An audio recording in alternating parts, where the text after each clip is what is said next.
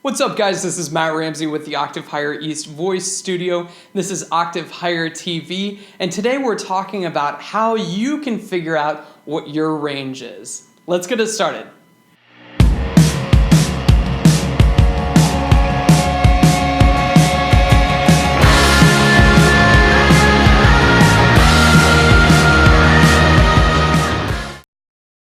Well, guys, let me first start off by saying that no one scale or exercise is going to let you know what your entire range is.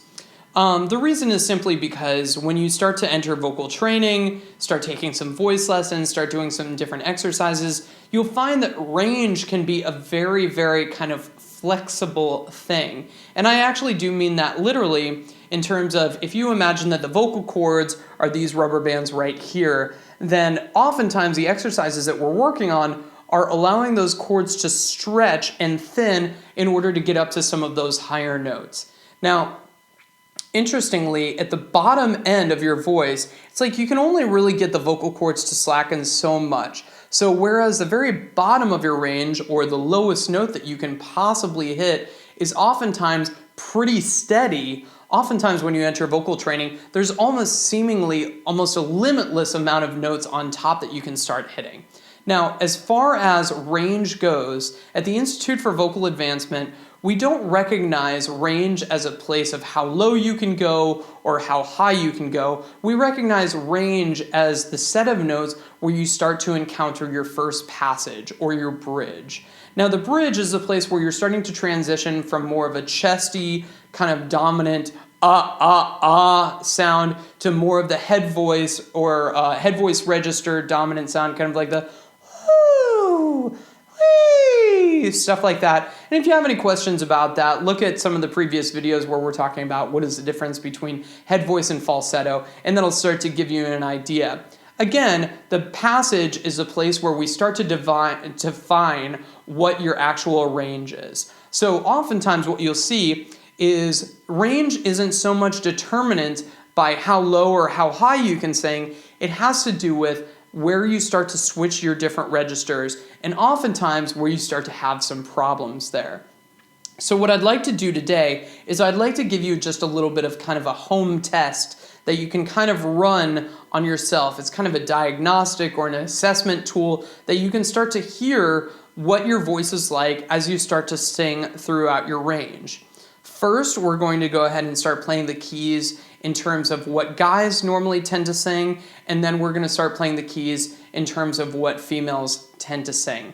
And then at the end, we're going to go ahead and kind of compare the different places where you started to feel or started to experience some problems as you were ascending in that scale. And I promise this will make some more sense in a moment.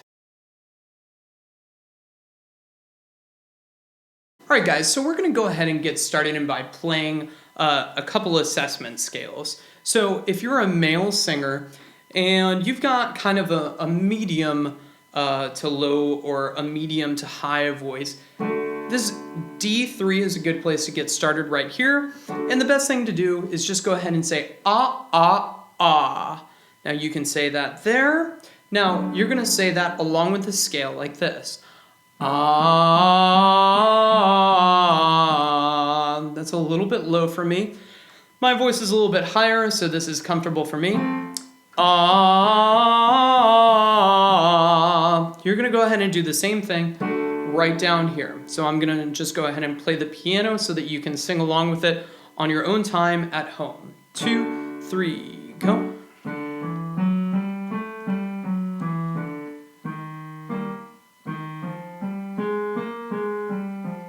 And following with me, go.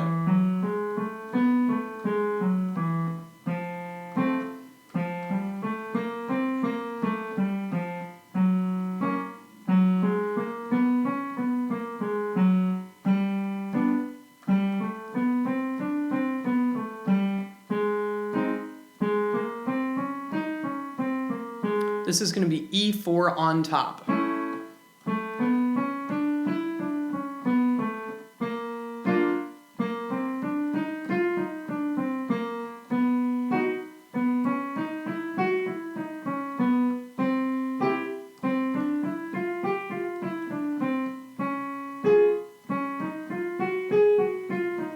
This is A4 on top.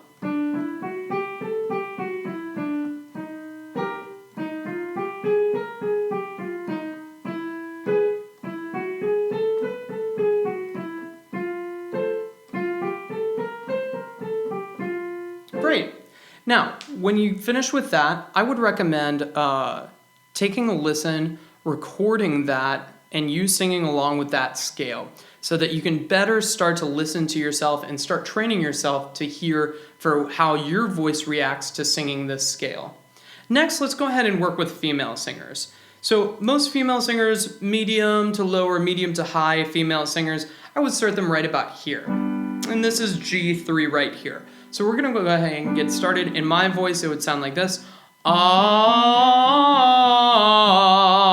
We'll go ahead and get started there for the females. Ready, 2, 3, go.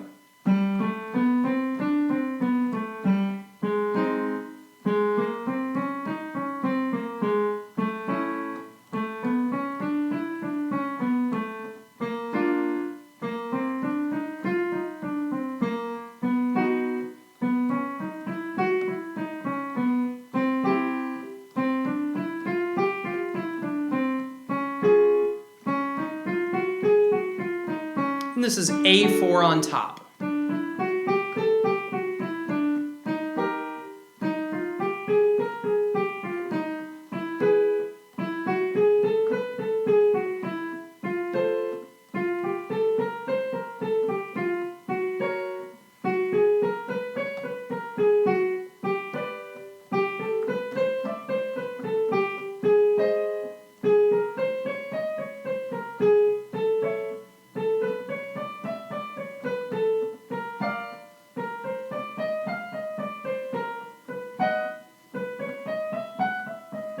And one more.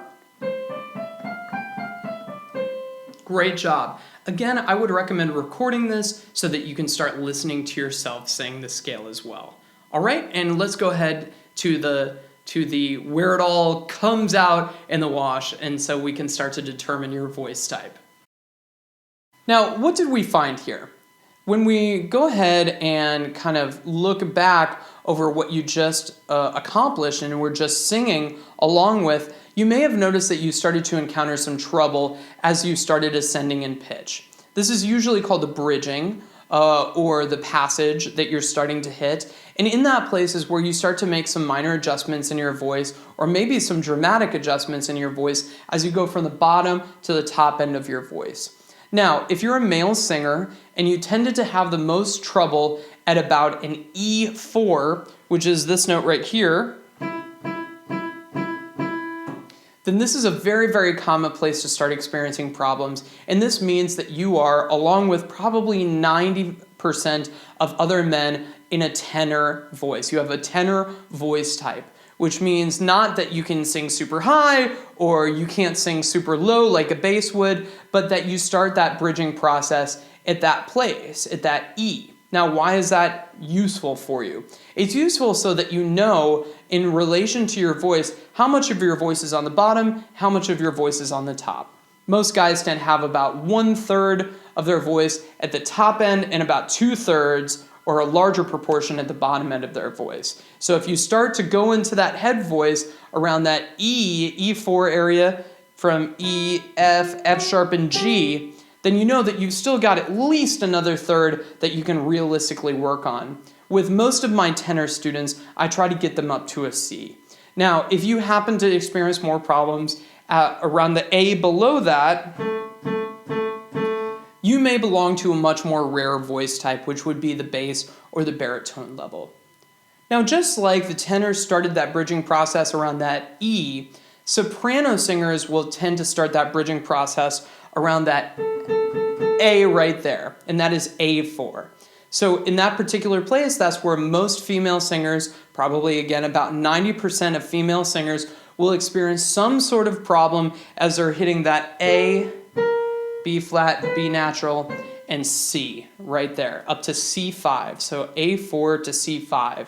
Now, if you happen to experience that bridging process a lot sooner, a lot lower, around this E4, the same place where the tenors started to bridge, then you may belong to a very special and rare voice type, which would be more of the alto, or if you kind of came in between, maybe more of a mezzo sound.